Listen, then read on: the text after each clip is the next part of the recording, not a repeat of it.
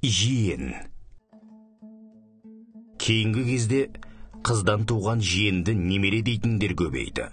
Жиен десе өзекке түйіп өгейсініп алатындай, одан гөрі немере десе жанына жақынырақ болатындай көреді.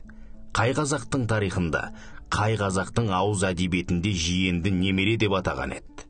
Бұл бір болмашы түсінбеушілік емес, үлкен қателіктер едім.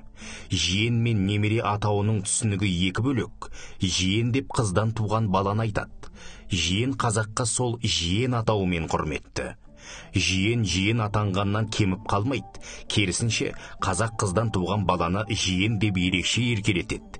Жиенді ұрғанның қолы қалтырайды. Жиеннің наласы жаман деген тыйымдар арқылы ерекше қамқорлық қалған.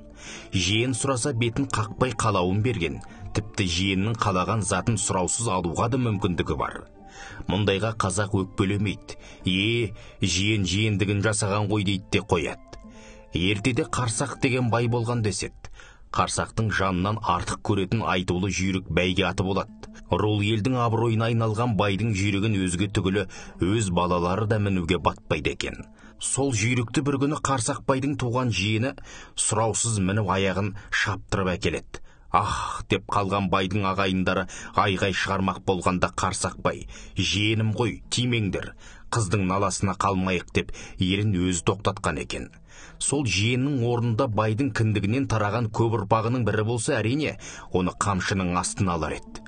Ашулы Қарсақ бай өз ұлының немесе келінінің көңіліне қарап жатпас еді. Мінекей, жиен мен немеренің айырмасын осыдан ажыратыңыз. Атақты ақан серіге нағашысы құлагерді бергенде болашақ тұлпарды танымай берген жоқ. Жиеннің қалауы сол болған соң берді. Аталы жолдан аспай болашақ тұлпарға құрық салдырды.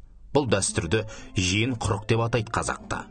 Ел арасында мұндай мысалдар көп деп кездеседі. Қалауың болсын жиен деп мырзалық танытатын мәрттік тек қазақтар арасында ғана қалыптасқан.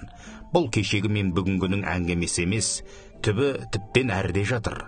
Сондықтан қыздан туған баланы жиен деген өзінің әдемі әрі ерке атауымен атаған абзал.